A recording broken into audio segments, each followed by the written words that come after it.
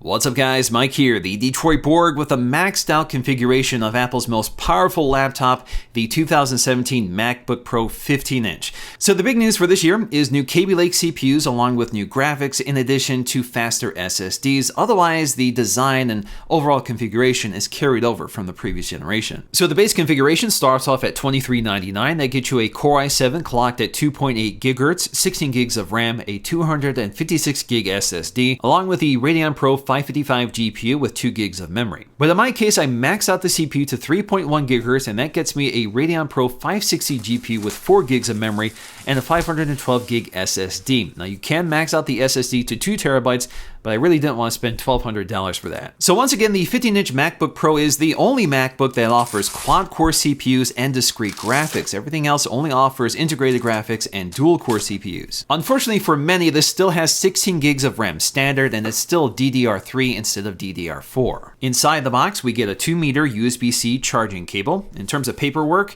pretty basic. We have a quick start guide, regulatory and warranty info, and a set of white Apple stickers. Below that is the 87-watt USB-C wall charger. This is the largest one you can get on the MacBook. So returning once again is that stunning 15.4-inch LED backlit IPS display with a resolution of 2880 by 1800. That's good for 220 pixels per inch. So once again, that's a very bright, sharp, and color accurate display. It also has a very effective anti-reflective coating, which seems to have been improved with the newer generation. Also built into the top of the display is a pretty familiar 720p FaceTime HD camera. The keyboard and enormous trackpad again are carried over here. So the trackpad does feature that force touch technology, so it doesn't have a physical or mechanical mechanism in here. It very precisely replicates a physical click via a Taptic engine. I really like this trackpad. Even though it's extremely large, it seems to have good palm rejection. So even though you're probably going to lean against it while typing, it's able to distinguish between a fingertip and a palm. The keyboard is once again the second generation butterfly mechanism, which I personally really like.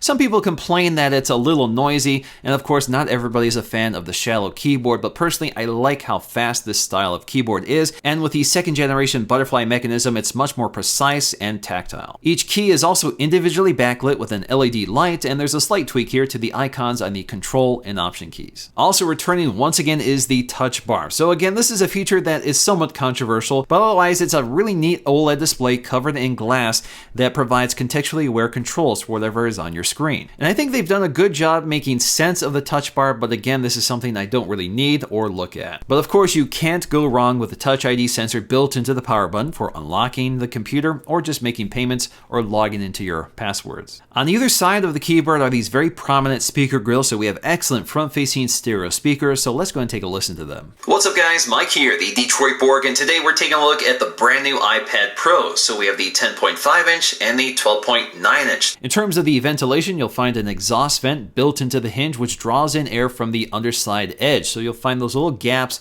along each side. That's a similar design we see with a 13-inch MacBook Pro with Touch Bar and the previous generation of MacBook Pros. Also returning is one of the more controversial aspects of this design, which is Thunderbolt 3 ports only, besides the headphone jack. So we have 4 of those, 2 on either side, and once again, they're extremely high speed at 40 gigs per second, and they're symmetrical. So you get the same speed on both the left and right side. The 13-inch has reduced speed along the right side. So this does mean you will need adapters for this computer to use other accessories such as SD cards or USB Type-A connectors, like the charging cable that comes with the iPhone. But you do get some pretty incredible flexibility and performance with these ports. You can drive up to 2 5K displays at the same time, in addition to the onboard display, or 4 4K displays. Pretty impressive. Battery life is estimated at around 10 hours of general usage, and that's with a fairly large 76 watt-hour lithium polymer battery. The only thing to be aware of with a computer this powerful is that you can really quickly zap through that battery life in just a couple of hours, depending on the application you're using. And this computer does like to spin up the fans to keep the processors cool so it doesn't lose any performance. So like the previous generation, we do have integrated graphics in addition to discrete graphics. So the integrated graphics is the Intel HD Graphics 630.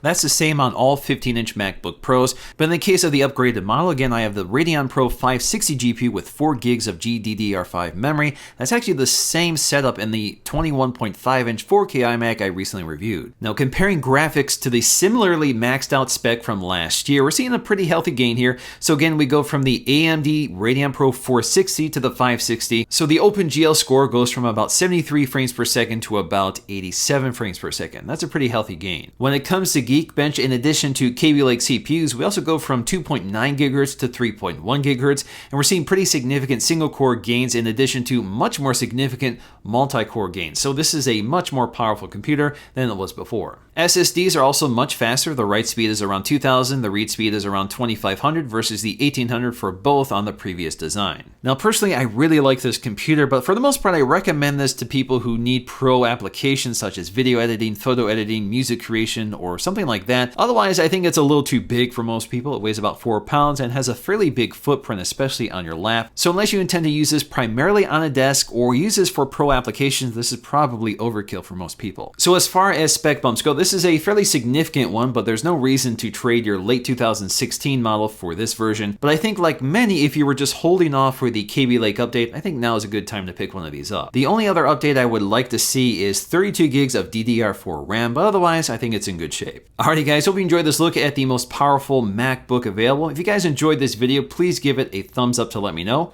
and I'll see you again in my next video.